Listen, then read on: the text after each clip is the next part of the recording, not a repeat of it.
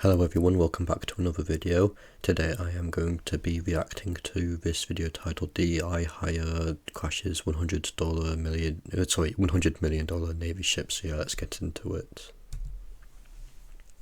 New Zealand loses its first naval ship to sea since World War II. Whoa. Who's attacked them?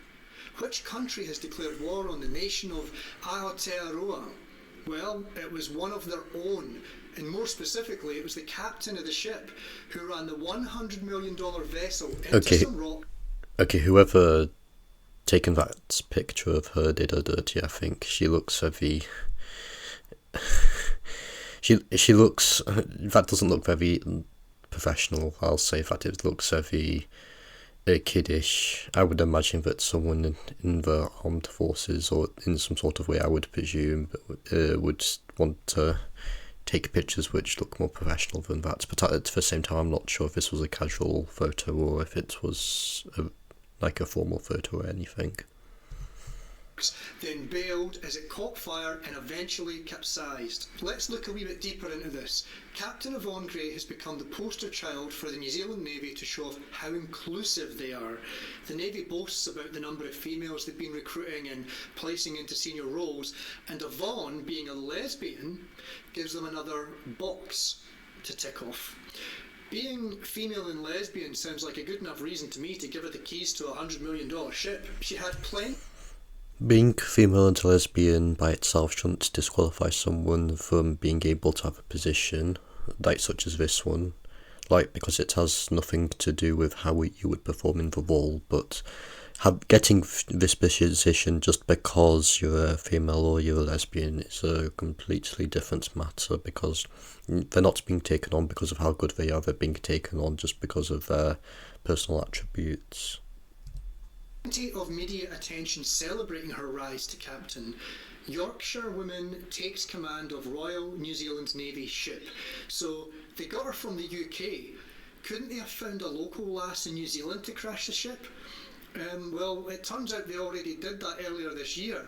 Commander Fiona Jamieson of the New Zealand Navy crashed her ship into a wharf back in May. And here is Fiona and Yvonne together, celebrating International Women's Day. The Boat Crashers Club. No need to test for any competency. Let's celebrate that the Navy is now 27.4% female. Look at all those medals on their chests. I wonder what battles they fought for those accolades, or if these are just participation trophies pinned to their tits. The media machine quickly jumped into action, possibly at the request of the New Zealand government or the Navy, to frame the incident as something positive. So many articles telling us that she saved lives. Commander praised for saving lives. The commanding officer whose order to abandon ship has been praised for saving lives. Commander 𝐶𝐈𝐍𝐿𝐒 has been praised. I will say that if someone who's in an official position fails at something pretty badly, or if there's widespread news going out about it, then I think that the proper mainstream media is going to try and make it look like they're going to try to suppress the bad story as much as possible and try to promote unrelated stories about something similar to the topic, which makes everything look good, even though they're not really hiding they're basically hiding the bad thing that's happened, but that doesn't make it go away. Commander credited with saving lives. Captain's decision to abandon HMNZS Manawanui saved lives. Defence Minister Judith Collins said, "It was a sad day. It was a sad day for the Navy to lose a ship, but the fact that no one lost their lives was a triumph." So, see, there you go. It's a triumph. Turn your negatives into positives. Judith went on to say, "This could have been a truly terrible day." Now, I'm not saying I could have... When I think of a triumph, I think of something which is like a glorified win. I do not think that people not dying due to a mistake is a triumph. I think it's just trying to negate the amount of harm which ended up happening. Not any better than her. I haven't been trained to captain or command a $100 million Navy ship, but if I had been trained and I crashed it, I'd call that a massive failure on my part. Imagine putting a bunch of people in danger, then when everyone luckily survives the danger and your nation is $100 million poorer, you get applauded as the hero in the situation. I'm predicting some future headlines. Women crashing boats. Here's why that's a good thing. I came across this tweet by John Conrad, who tries to make the argument that it's okay for women to crash $100 million ships because they learn in different ways to men. I will say that if a man was the person responsible for this incident, I think he'd be getting in a lot more trouble than this female veteran, according to this tweet. Because I think that they're more likely to be nice to DEI hires, which I think she was. If you're hired for your sexuality and based on what sex you are, I think you're a DEI candidate if you're hired just based on those characteristics.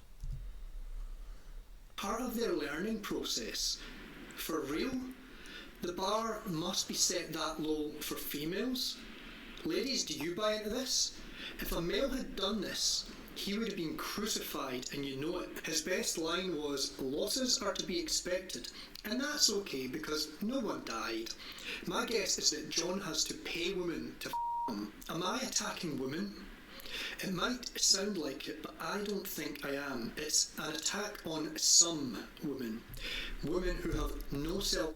I think the best thing he could say is an attack on DEI hiring practices, forced DEI hiring practices, because DEI is just... It's not a good way of hiring people. You should be looking at their experience, what their qualifications are, and whether they'd be good at the job, not, as I said, something about their personal characteristics which would not differ on how good they do their job.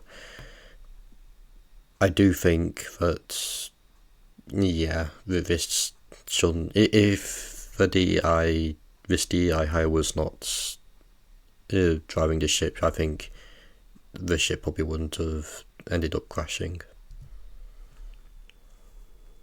Awareness and cannot see the limits of their own abilities.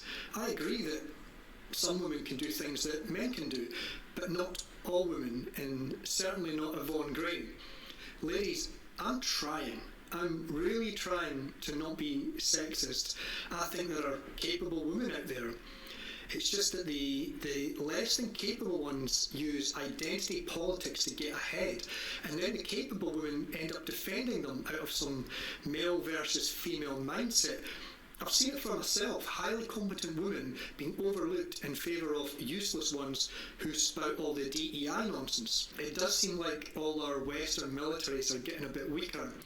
When senior military positions are filled... Sorry about that, I was interrupted, so we'll continue. I'll just go 10 seconds back. Spout all the DEI nonsense. It does seem like all our Western militaries are getting a bit weaker.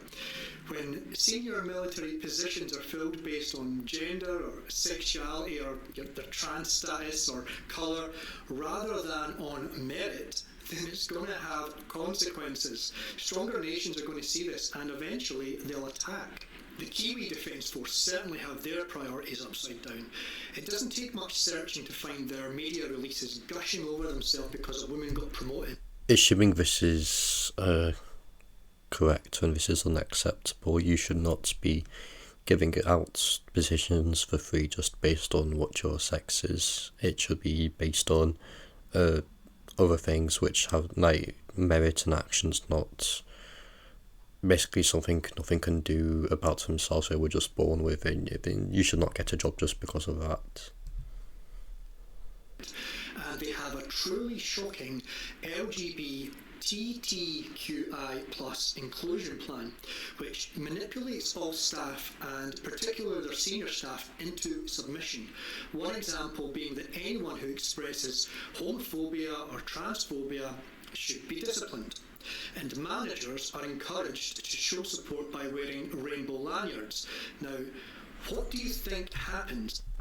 I will say that the first thing is a good practice. People shouldn't really be saying that. Like, of course, if you're not in the armed forces or anything like that, you should be able, even though it's probably abhorrent behaviour, as some of you might think, you should be able to be transphobic, biphobic, homophobic, as long as you're not physically doing anything to anyone. If it's just words and you're not threatening anyone, even though I would advise against it, I would say that you should be able to voice your opinions. But the second thing, though, about having to wear rainbow lanyards, I think that just makes the uniform not look professional. I think it's more for the sake of inclusivity. It's on their uniform rather than it actually looks good with the rest of the uniform.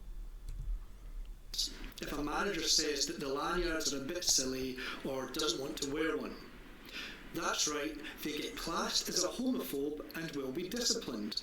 I may cover their inclusion plan some more in another video. Anyway, I'm going to plug my video from the other day of socialist Gordon Sheepshanks telling the world that he's going to redistribute the wealth and seize people's properties. Go and watch that one, share, comment, like, and all that stuff. And that is the end of the video, so thanks for watching, and I'll see you in the next one.